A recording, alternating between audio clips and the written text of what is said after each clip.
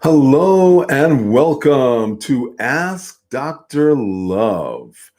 This is the podcast where you get to ask the questions about acupuncture, Asian medicine, herbal medicine, nutrition, superfoods, and your health. Ask Dr. Love is heard daily, Monday through Friday, on iHeartRadio, iTunes Radio, Radio Play, and any other podcast that you're familiar with. Tell your friends to ask Siri, play Ask Dr. Love podcast.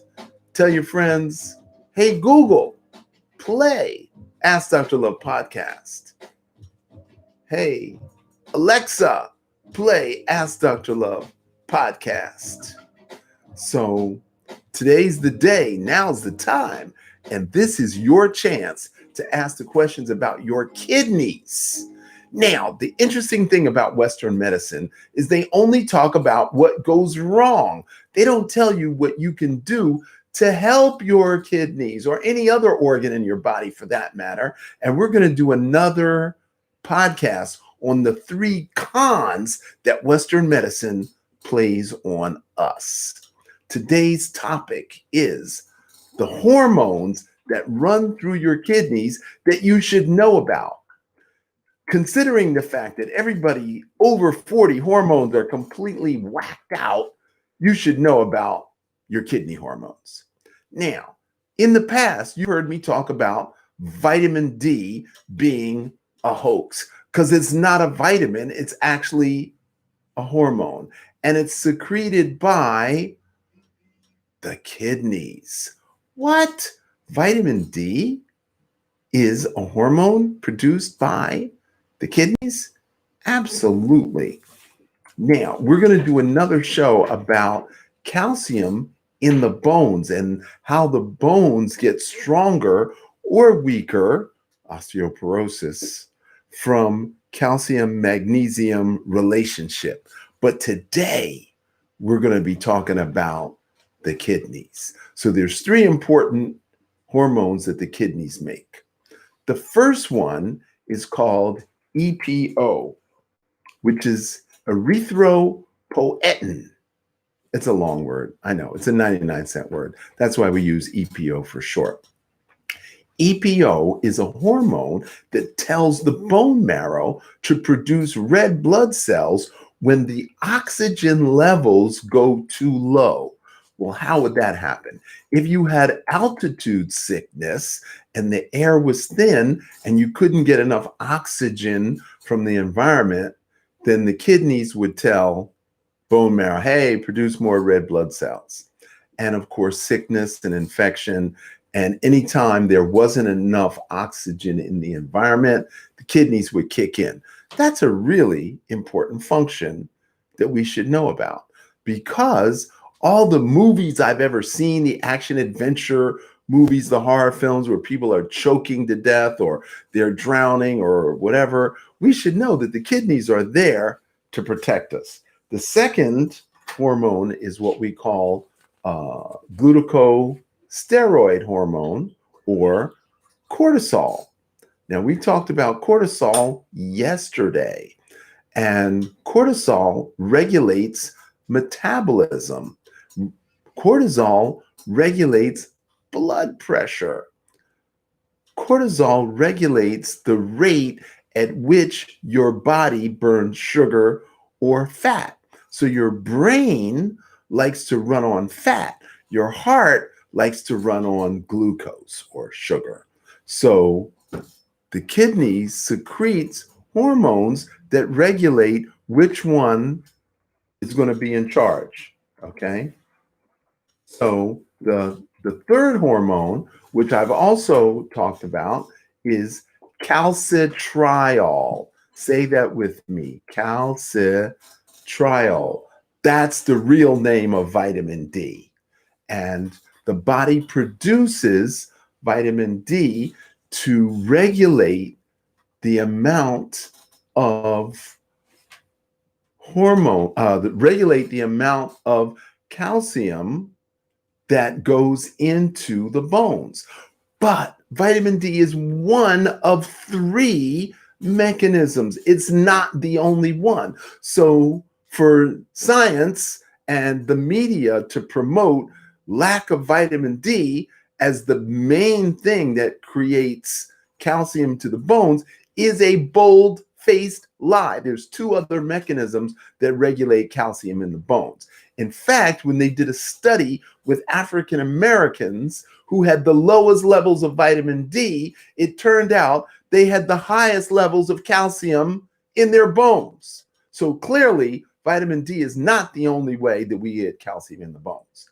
Now, another hormone that is produced is called renin. Renin makes angiotensin, which is a hormone that causes vasoconstriction or raises blood pressure. Now, why would we need to have our blood pressure raised? Well, if the blood is not getting back to the heart, then the heart has to work harder to push the blood out. So this renin makes angiotensin, which is the hormone that causes vasoconstriction. Angiotensin also stimulates the release of aldosterone, which comes from the adrenal cortex to promote sodium retention in the kidneys.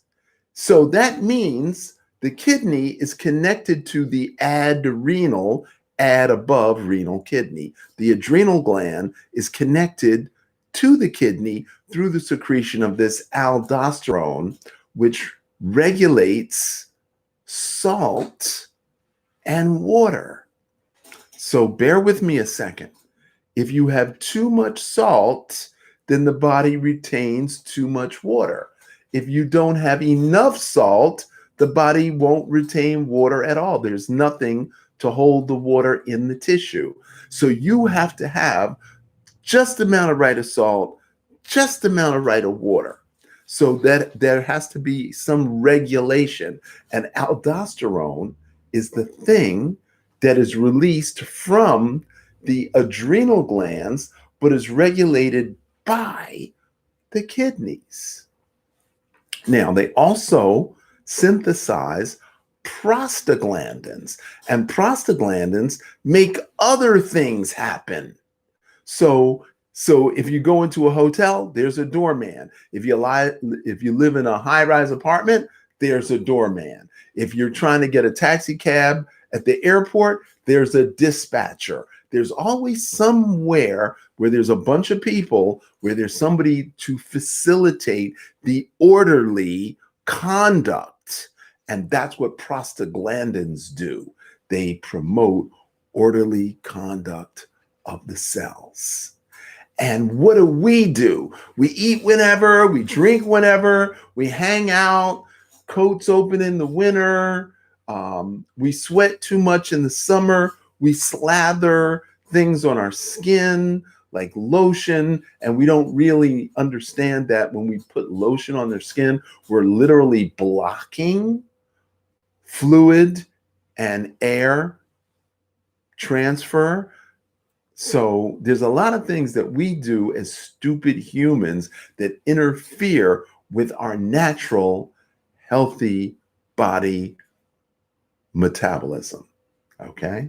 Now, the adrenal hormone, the adrenal cortex also produces catecholamines, which are the stimulation or the secretion of adrenaline and noradrenaline, which we call fight or flight syndrome. So fear and anxiety trigger these hormones, which put us into fight. I either want to turn and fight, or I want to turn and run away from what's going on.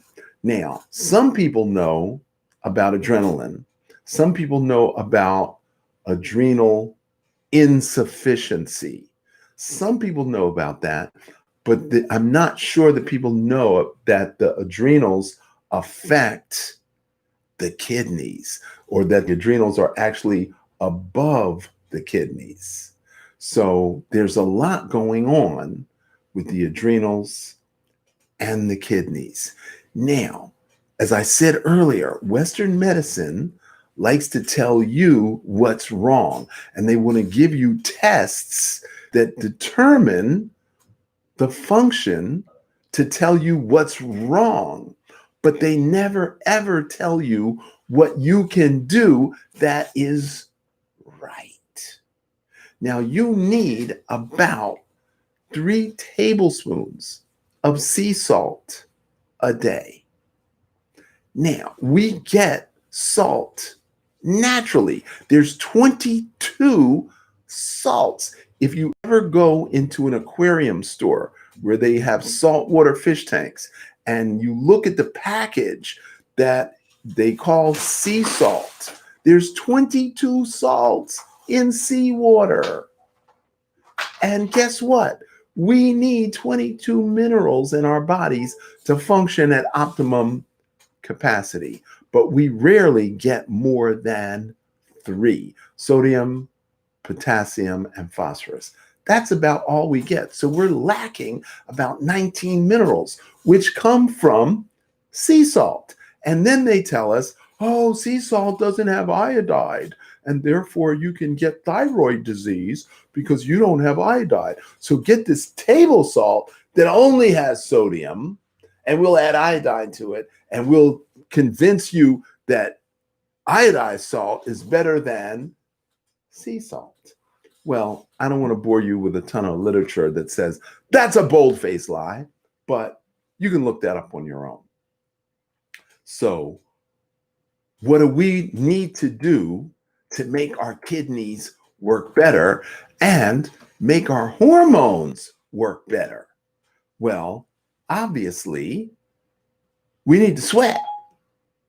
And how do we sweat? We need hot tub, steam room, sauna.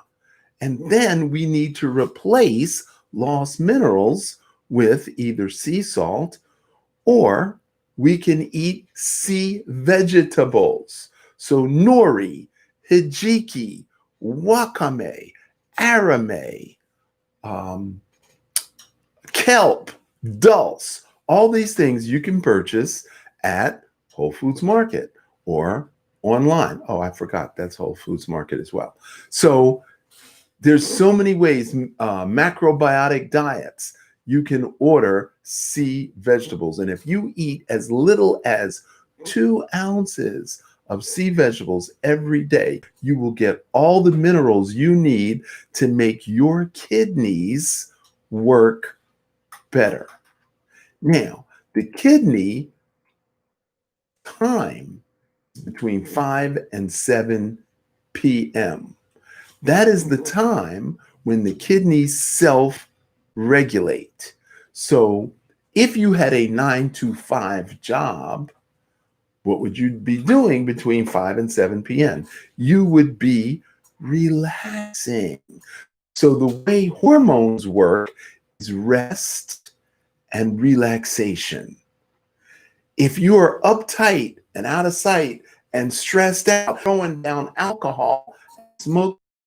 So the time between 5 and 7 in Europe is called tea time. And that's when you should be drinking a cup of tea and resting and relaxing. And so again, stupid humans are controverting the natural order of the universe. We don't rest and relax between 5 and 7 p.m. Conversely, the time the kidneys are the weakest is between 5 and 7 a.m. And typically, when you wake up between 5 and 7, the first thing you got to do is pee-pee. Okay, so you lose about a quart of water every night through perspiration. And you also lose because at night, when you're resting and relaxing at night, then the body is cleaning itself. And so all of the fluids in the body have to be processed through the kidneys. So between 5 and 7 a.m., the kidney is shunting all that dirty water into the bladder so you can urinate it out. But that is not the main function. The main function of the kidneys is the regulation of these hormones that I just told you about. The kidneys are the fail-safe. They're the backup. They're the redundant plan when your spleen can't do its job. When your liver can't do its job, the kidneys are the backup plan. They're the default. So you need to take care of your kidneys. Now, you can live with one kidney. You can live with half a liver. You can live with half a stomach. You can live with 3/4 of your small intestines cut out. You can live with 3/4 of your large intestine cut out. The body creates its own redundancies. You have 2 eyes, you only need one.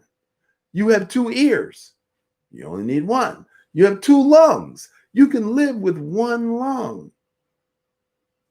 But you only got 1 heart. You have only 1 mesentery. The mesentery is a part of the digestive organs that they just discovered in 2017. So we all know about the stomach and the pancreas and the spleen and the gallbladder and the bladder. We know that those are the digestive organs, but they just discovered there's another organ called the mesentery. And if you cut the mesentery, you will not live, you will die. You can cut half your brain out and you can still live, but you cannot live without the mesentery. You can cut out your spleen, but you can't live without a mesentery. So all of these hormones we should know about, and we should be living our lives in a way that benefit the hormones that go through our kidneys. So I'm going to open up the phone lines. I was on radio for 25 years. We're going to open up questions and comments.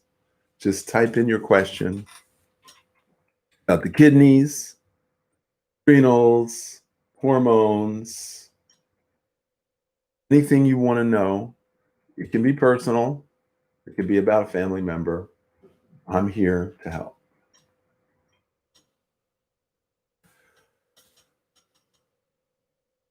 Somebody said I was in that acupuncture student the last time I saw you. Sending you lots of love and light. India Black on Instagram. Hi, India.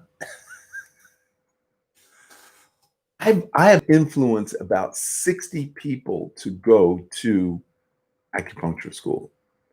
And one of the first ones was Jonathan Fields that we had as a guest on. Another one is Dr. Israel of Tampa. I influenced him to go to acupuncture school. I could go on, but thanks for the shout out, India. What's the massage for the kidney liver at night?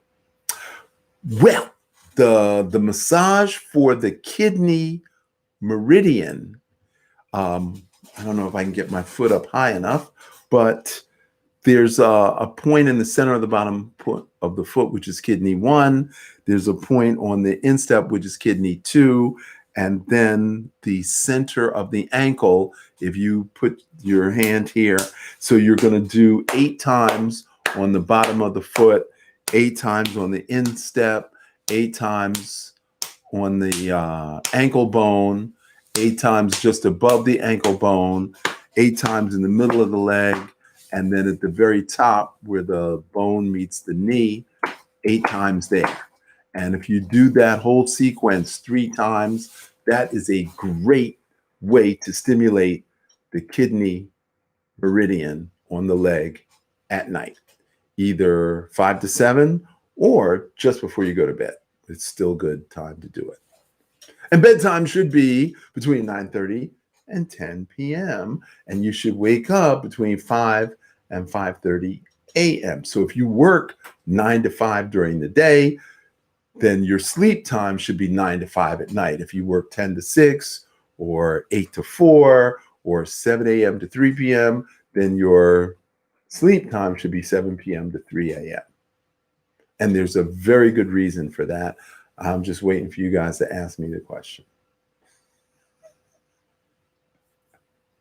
My son needs a kidney transplant, and I'm going to be tested to see if I can give him one of mine. What should I do to prepare for the possibility of living with one kidney? Okay, so first of all, since the kidneys are a filter, you need to clean your entire body out. So you need to do the 21-day juice feast program. Secondly, you should stop eating meat completely. If you're going to live without one kidney, stop eating meat.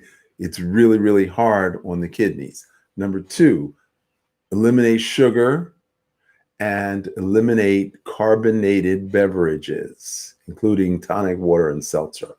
Eliminate those things. Okay. So sugar, flour, dairy, animal. Yeah, that should be about it. So what should you be eating? You should be eating sea vegetables. You should be eating foods that are high in water content. So that would be soups and stews and salads and fruits. Those are the things that you should be eating. What is the reason we need to sleep the same time we work? I was waiting for somebody to ask me that. Okay. 1,000 years ago, did people have jobs? Did people work in factories 1,000 years ago? No. We got up with the sun and we went to bed about 2 to 3 hours after sundown. So for argument's sake, let's say sundown down at 6, that somewhere around 9:30, we're going to bed. Now, what do you do when you go to bed? You cuddle with your significant other, cuddle with your honey. That very fact of cuddling is actually acupressure, which is healing in and of itself. Now, before you can have a relationship with your honey, you got to have a relationship with you, not a relationship with your phone, not a relationship with your computer, not a relationship with your television. You need a relationship with yourself. So I don't really know how to meditate, but I can go sit by the river. I can go sit under the tree. I can stare at the sky. I can do a lot of things that would have the same benefit as meditation or close enough to it. So the reason why you need to have the same sleep schedule as you do work schedule is to cultivate a relationship with yourself. You need 4 hours before you go to work so that you can be in harmony with self. And then you need 4 hours after you get off of work just to slow everything down, slow the brain, slow the heart, slow the respiration. And that is the time when you need to do intermittent fasting. So your bedtime should be 5 hours after dinner. So if you get off work at 3, then bedtime should definitely be 9 p.m. And then it's 16 hours later that you have breakfast. And how much drinking how much water is too much water daily? Okay, more than a gallon a day, is a little too much. So depending upon your size. So I say 3 liters if you're under 5'8". If you're 5'9" or taller, you should be closer to 4 liters. If you're 6 foot or taller, so 5'9" to 6 feet should be 3.5 liters. If you're 6 foot or taller, then you need 4 liters of water. We breathe out carbon dioxide, so why drink fluids that put byproducts back in our bodies? We drink. We breathe out carbon dioxide. So why drink fluids that put byproducts back in the body? Okay, I think it looks like a stick. Okay, so your question isn't really clear, but I'm going to take a stab at it. Carbonized beverages is the same as carbonized food. If you cook your food, you're putting carbon back into your body. All right. So carbohydrates like celery and broccoli and cabbage and what have you are carbohydrates. So when you exhale, you're exhaling carbon. So the carbon is the toxin in the blood, besides 3 million chemicals that are in the food supply since 1970 that weren't there beforehand. So if you carbonize your food, you're putting extra carbon, you're putting extra toxins in the body. So carbonized beverages, carbonized cooked food, not really a good idea. But if that's what you like, that's what you like. But you want to minimize it. So I suggest that you do 50% raw, 50% cooked. And if you're not well, then it should be 60% raw, 40% cooked. I do 80% raw, 20% cooked. But that's because I want to live on a higher level. But whatever you choose to do, if that works for you, bless you. Okay. Somebody asked, how do I get rid of wrinkly arms? How do I get rid of wrinkly arms? That's an excellent question. Okay, so your skin loses oxygen. That's what makes wrinkles. So, collagen is the thing that makes the skin supple and soft. So, when you lose oxygen, you lose the ability to store collagen. So, you can get collagen injections, you can put collagen on your skin, but you also have to supersaturate the bloodstream with oxygen in order to hold the collagen. Okay. So your question was, how do I get rid of wrinkly arms? Well, the answer is more oxygen in your blood. You've got to increase the amount of foods that have collagen in it, and you have to stop doing the things that deplete oxygen, and you have to stop doing the things that cause your body to wrinkle. Now, after the age of 55, there's natural wrinkling because of exposure to polluted air, polluted water, polluted food from the soil. So that's about it. And of course, hormones. How do you stimulate hormones? Sleep and sex is the best way to stimulate hormones. How about thyroid, low thyroid? Okay, so you have something called TSH, thyroid stimulating hormone, which is secreted between 1 and 3 a.m. by the liver. So if you have low thyroid hormones, it's because you are not sleeping well. So it takes about 2 hours for your liver to kick in to take over the production of TSH. So that means you got to go to bed at least by 11. You should be in bed by 10, 10:30, but 11 at the latest so that your liver can create the highest quality TSH, thyroid stimulating hormone. Is too much tea good for you? Okay, so it depends on your definition of tea. Okay, so I'm going to assume you mean Chinese tea, which we call black tea, green tea, white tea, Camellia sinensis. I'm going to assume that's what you're referring to.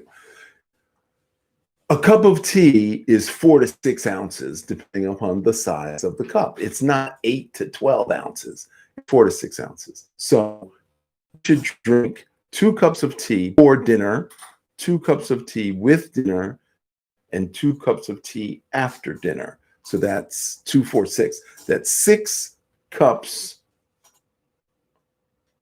of tea a day. That's not too much. 12 cups of tea, that's a little much. But again, it depends upon your size, and it depends upon how much fluid your body metabolizes. If you're a high metabolic rate, you might want to do 12 cups of tea. But the average, about 6 cups is fine. Okay. Let me see if there's any more questions. That covers. No more questions. Well, this has been a fascinating subject for me because everything is interrelated with everything else. I started on this line of study about vitamin D, which I knew was a hoax, but I wanted to present the information to you and let you figure out for yourself, is vitamin D a hoax for you? And then from vitamin D to the kidneys, and then from the kidneys to other hormones, and then hormones to the adrenals, and then adrenals to the hypothalamus and the pituitary. And now the pituitary is the master gland that makes all of the hormones. So everything that we talk about is hormone related, and hormones are directly related to your diet. What you eat is the basic building blocks of your hormones, and everything that you eat is the basic building block of the glucose that is your gasoline of the blood. But the brain wants fat and the heart wants sugar. And so between the kidney, which regulates, is it the fat, is it the sugar, but it's actually the liver that delivers the blood or delivers the fat. But the liver gets his instructions from his sister in the kidneys. So brother, sister, kidney, liver. Spleen is also a sister to the liver. So kidney, spleen, liver. And they're all filters for the heart. But we'll go into that later. Thank you for listening to Ask Dr. Love podcast. I appreciate you. And anything I can do to make your life lighter, better, and make you healthier and stronger, that's why I'm here. And thanks to the Blue Dragon Tribe for supporting me, creating parties and listening parties to this podcast. If you want to contact me offline, you can text at Ask Dr. Love to 81010.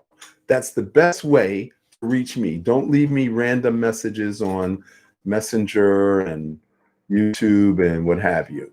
The best way to reach me is to text at Ask Dr. Love to 81010. That's the best place to contact me, reach me, make an appointment, ask a question. That's your best contact information. Remember, your health is in your hands. Prevention is the only cure. And if you want to be well, you've got to Qigong well. Thank you. Until tomorrow. Love yourself more.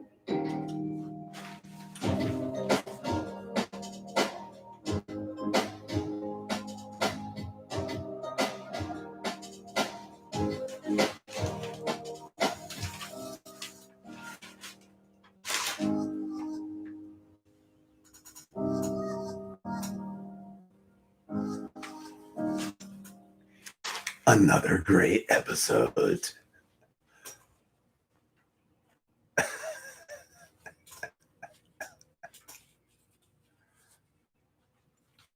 Yep, another great one. In the boxes. I'm gonna tell you how you become a better artist.